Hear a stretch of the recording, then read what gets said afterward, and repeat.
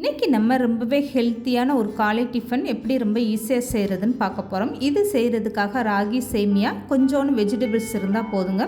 ரொம்பவே அருமையான டேஸ்ட்டில் ஒரு சூப்பரான இந்த மாதிரி ராகி சேமியா இட்லி செஞ்சிடலாம். இதுக்கு சைடிஷ்ஷாக ஒரு கார சட்னி இந்த மாதிரி டேஸ்ட்டில் நீங்கள் வச்சு சாப்பிட்டு பாருங்கள். இதோட டேஸ்ட்டை நீங்கள் மறக்கவே மாட்டீங்க. அவ்வளோ ஒரு அருமையான டேஸ்ட்டாக இருக்கும். ஹலோ ஃப்ரெண்ட்ஸ், வெல்கம் டு சமையல் டிலைட்.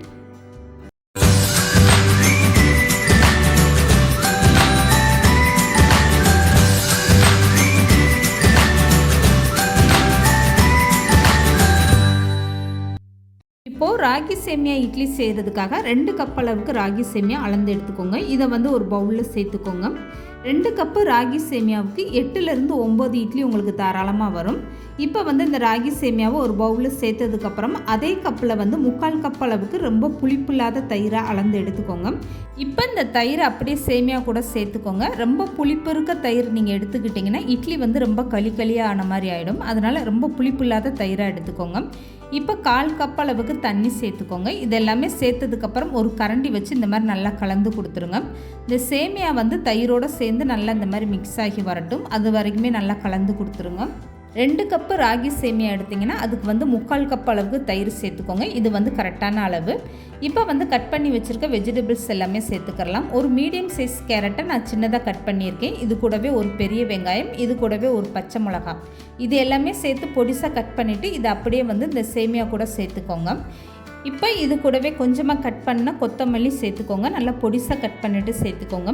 இது கூட கொஞ்சமாக கருவேப்பிலையும் பொடிசாக கட் பண்ணிவிட்டு சேர்த்துக்கோங்க. இப்போ 1/4 கப் அளவுக்கு பச்சை பட்டாணி சேர்த்துக்கோங்க. உங்கள்கிட்ட பச்சை பட்டாணி இல்லைன்னா பீன்ஸை பொடிசாக கட் பண்ணிவிட்டு சேர்த்துக்கோங்க. அப்படி இல்லைன்னா குடமிளகா கூட நீங்கள் பொடிசாக கட் பண்ணிவிட்டு சேர்த்துக்கலாம். வெஜிடபிள்ஸ் உங்கள் விருப்பப்படி நீங்கள் சேர்த்துக்கோங்க. இப்போ பட்டாணி சேர்த்ததுக்கப்புறம் இதுக்கு தேவையான அளவு உப்பும் சேர்த்துக்கோங்க. இதெல்லாம் சேர்த்துட்டு ஒரு டைம் கரண்டி வச்சு நல்லா கலந்து கொடுத்துருங்க. இந்த வெஜிடபிள்ஸோடு நீங்கள் விருப்பப்பட்டால் முந்திரி பருப்பு கூட நெய்யில் வறுத்துட்டு அதை சேர்த்துக்கோங்க. இப்போ இட்லி சாப்பிடும்போது அது ஒரு நல்ல டேஸ்ட்டாக இருக்கும். இப்போது ராகி சேமியா வெஜிடபிள்ஸ் எல்லாமே சேர்த்து நல்லா கலந்து கொடுத்ததுக்கப்புறம் இது குறைஞ்சது ஒரு 20 நிமிஷம் நல்லா ஊற வச்சுருங்க. இப்படி ஊறும்போது உங்களுக்கு ராகி சேமியா இந்த தயிர்லாம் நல்லா இழுத்துட்டு உங்களுக்கு இன்னும் கொஞ்சமே மாவு நல்லா கெட்டியாகிட்டு வரும். இப்போ இட்லிக்கான மாவு நல்லா ஊறட்டும். இதுக்கு இடையில பார்த்தீங்கன்னா ஒரு கார சட்னி ரொம்பவே சூப்பராக தயார் பண்ணிடலாம். இதுக்காக ஒரு மிக்ஸி ஜாரில் 1/2 கப் அளவுக்கு சின்ன வெங்காயம் தோல் நீக்கிட்டு சேர்த்துக்கோங்க. இது கூடவே 4 மிளகாய் வத்தல் சேர்த்துக்கோங்க. காரம் கம்மியாக சாப்பிடுவீங்கன்னா நீங்கள் 2 மிளகாய் வத்தல் சேர்த்துக்கோங்க. ஏற்கனவே வெங்காயத்தில் இருக்க காட்டமே உங்களுக்கு நல்லா உரப்பாக தான் இருக்கும். இப்போ இது கூடவே 4-5 வெள்ளைப்பூடு பற்கள் சேர்த்துக்கோங்க.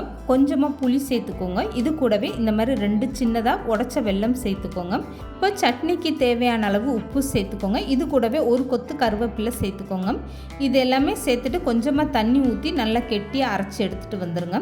இந்த சட்னி பார்த்திங்கன்னா நல்லா உரப்பு, புளிப்பு, இனிப்புன்னு அப்படி ஒரு அருமையான டேஸ்ட்டாக இருக்கும். இதை நீங்கள் இட்லி, தோசைன்னு எல்லாத்துக்குமே சைடிஷ்ஷாக வச்சு சாப்பிட்லாம். இப்போ சட்னி நல்லா வலுவலுன்னு அரைச்சி எடுத்துகிட்டு வந்தாச்சு. இதுக்கு ஒரு தாளிப்பு கொடுத்துருங்க. அவ்வளோதாங்க. ரொம்பவே சூப்பரான டேஸ்ட்டில் ஒரு கார சட்னி அருமையாக ரெடி ஆகிடுச்சு பாருங்கள். இந்த கார சட்னி இட்லி, தோசை, ராகி இட்லி எல்லாத்துக்குமே ரொம்பவே அருமையான டேஸ்ட்டாக இருக்கும். இந்த மாதிரி ஒரு கார சட்னி நீங்கள் கண்டிப்பாக ட்ரை பண்ணி பாருங்கள். இப்போ இந்த சட்னி அப்படியே ஓரமாக எடுத்து வச்சுட்டு இதுக்கப்புறமா ஊற வச்சுருக்க ராகி சேமியா எப்படி ஊறி இருக்குன்னு எடுத்து பார்க்கலாம். இப்போ 20 நிமிஷம் நல்லாவே ஊறி வந்துருச்சு. இதுக்கப்புறம் கரண்டி போட்டு ஒரு டைம் நல்லா கலந்து கொடுத்துருங்க. இப்போ பார்க்கும்போது உங்களுக்கே தெரியும் இந்த ராகி சேமியாலாம் நல்லா தயிரை இழுத்துட்டு எந்த அளவுக்கு நல்லா கெட்டியாக இருக்குது பாருங்கள். இப்போ இந்த ராகி சேமியா வெஜிடபிள்ஸ்லாம் சேர்ந்து ஒன்றா மிக்ஸ் ஆகிற வரைக்கும் ஒரு டைம் நல்லா கலந்து கொடுத்துருங்க. இதுக்கப்புறமா 1/4 ஸ்பூனுக்கும் கொஞ்சம் குறைவான ஆப்ப சோடா சேர்த்துக்கோங்க. ஆப்ப சோடா நீங்கள் விருப்பப்பட்டால் சேர்த்துக்கோங்க. அப்படி இல்லைன்னா நீங்கள் அப்படியே கூட இட்லி ஊற்றி எடுத்துக்கலாம். இந்த ஆப்ப சோடா சேர்க்கறதுனால உங்களுக்கு இட்லி கொஞ்சம் நல்லா சாஃப்டாக வரும். இப்போ இது கூட 1/4 ஸ்பூன் அளவுக்கு தனி மிளகாய் தூள் சேர்த்துக்கோங்க. 1/4 ஸ்பூன் அளவுக்கு கரி மசாலா தூள் சேர்த்துக்கோங்க. இதெல்லாமே சேர்த்துட்டு ஒரு டைம் நல்லா மிக்ஸ் பண்ணி விட்டுருங்க. இந்த மாவோடு சேர்ந்து இந்த மிளகாய் தூள் எல்லாமே சேர்ந்து நல்லா மிக்ஸ் ஆகணும். மாவு நல்லா கலந்துட்டு நீங்கள் கரண்டியில் எடுத்து பார்த்தீங்கன்னா மாவு இந்த அளவுக்கு நல்லா கெட்டியாக இருக்கணும். அப்போ தான் உங்களுக்கு இட்லி நல்லா வரும்.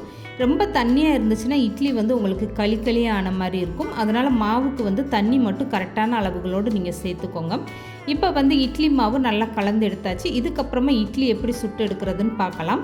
இப்போ இட்லி சுட்டு எடுக்கிறதுக்காக இட்லி தட்டில் லேசாக எண்ணெய் அப்ளை பண்ணிக்கோங்க. உங்கள் இட்லி தட்டில் துணி விரித்து தான் இட்லி சுட முடியும்னா நீங்கள் துணியை தண்ணியில் நனைக்காமல் அப்படியே விரித்து விட்டுட்டு அதுக்கப்புறம் இட்லி மாவை சேர்த்துக்கோங்க. இப்போ இட்லி தட்டில் எந்த அளவுக்கு மாவு சேர்க்க முடியுமோ அந்த அளவுக்கு மட்டும் நீங்கள் இந்த ராகி சேமியா மாவை அப்படியே சேர்த்துக்கோங்க. ஒவ்வொரு டைம் நீங்கள் கரண்டியில் மாவு எடுத்து ஊற்றும் போது இந்த இட்லி மாவை ஒரு டைம் நல்லா கலந்துட்டு நீங்கள் மாவு எடுத்து ஊற்றுங்க. அப்போ தான் நம்ம சேர்த்துருந்த வெஜிடபிள்ஸ் வந்து எல்லா இடத்துலையுமே நல்லா இட்லியில் ஃபுல்லாகவுமே இருக்கும். இல்லைன்னா ஒரு பக்கம் வந்து வெஜிடபிள்ஸாக இருக்கும், ஒரு பக்கம் வந்து இந்த சேமியாவாக இருக்கும். அது வந்து சாப்பிடும்போது அவ்வளோ நல்லா இருக்காது. இப்போ இட்லி தட்டில் இந்த மாதிரி எல்லா மாவையும் சேர்த்துட்டு இதுக்கப்புறமா இட்லி பாத்திரத்தில் தண்ணி ஊற்றி நல்லா சூடு பண்ணிடுங்க. தண்ணி நல்லா கொதிச்சதுக்கப்புறம் குறைஞ்சது ஒரு 15 நிமிஷம் நீங்கள் இந்த இட்லியை வேக வச்சு எடுத்துக்கோங்க. அப்போ தான் நம்ம சேர்த்துருந்த வெஜிடபிள்ஸ் எல்லாம் நல்லா வெந்துட்டு உங்களுக்கு ரொம்பவே சூப்பராக இருக்கும். இப்போ இந்த இட்லி 15 நிமிஷம் வேகட்டும். இதுக்கப்புறமா நான் எப்படி இருக்குன்னு மூடியை திறந்து காட்டுறேன். இப்போ 15 நிமிஷம் இந்த இட்லி வந்து நல்லாவே வெந்துருச்சு. இதுக்கப்புறமா மூடி ஓப்பன் பண்ணிவிட்டு ஒரு கத்தி எடுத்து இந்த மாதிரி நீங்கள் இட்லிக்குள்ளே விட்டு பாருங்கள். கத்தியில் ஒட்டாமல் ரொம்பவே சூப்பராக வந்திருக்கு பாருங்கள். இது வந்து இட்லி நல்லாவே வெந்துருச்சு. இப்போ இந்த இட்லி தட்டை எடுத்து அப்படியே வெளியே ஆற வச்சுருங்க. உடனே இட்லி எடுக்க ட்ரை பண்ணிங்கன்னா அந்த தட்டில் ஒட்டிக்கிட்டு இட்லி எடுக்க அவ்வளோ சரியாக வராது. குறைஞ்சது ஒரு 2லேருந்து 3 நிமிஷம் நல்லா ஆற வச்சுருங்க. அதுக்கப்புறமா நீங்கள் இட்லி தட்டில் இருந்து இட்லி எடுத்திங்கன்னா இந்த மாதிரி ஈஸியாக எடுக்கிறதுக்கு வரும். இப்போ 3 நிமிஷம் கழித்து நான் இட்லி எடுக்கிறேன் பாருங்கள், எந்த அளவுக்கு சூப்பராக எடுக்க வருதுன்னு. ரொம்பவே சாஃப்டாக அவ்வளோ ஒரு அருமையாக வந்திருக்கு. இந்த மாதிரி ராகி சேமியா வச்சு நீங்கள் காலையில் டயத்தில் ஒரு சூப்பரான டிஃபன் தயார் பண்ணி பாருங்கள். இது சாப்பிட்றதுக்கு அவ்வளோ ஒரு அருமையான டேஸ்ட்டாக இருக்கும், ரொம்பவே ஹெல்த்தியாகவும் இருக்கும். இந்த ராகி சேமியா இட்லியில் வெஜிடபிள்ஸ்லாம் சேர்த்துருக்கிறதுனால காலையில் டைம் குழந்தைகளுக்கு கொடுத்தீங்கன்னா மிச்சம் வைக்காமல் அப்படியே சாப்பிட்ருவாங்க. இந்த மாதிரி ஒரு ராகி சேமியா பயன்படுத்தி நீங்களும் ஒரு சூப்பரான இட்லி செஞ்சு பாருங்கள். இது சாப்பிட்றதுக்கு அவ்வளோ ஒரு சாஃப்டாகவும் அருமையான டேஸ்ட்டாக இருக்கும். இந்த ராகி சேமியா இட்லிக்கு இந்த கார சட்னி அவ்வளோ ஒரு அருமையான டேஸ்ட்டாக இருக்கும். கண்டிப்பாக இந்த மாதிரி ஒரு ராகி சேமியா இட்லியும் கார சட்னியும் நீங்களும் ட்ரை பண்ணி பாருங்கள். இந்த வீடியோ பிடிச்சிருந்தா லைக் பண்ணுங்கள், ஷேர் பண்ணுங்கள். மறக்காமல் சமையல் டிலைட் சேனலை சப்ஸ்கிரைப் பண்ணுங்கள்.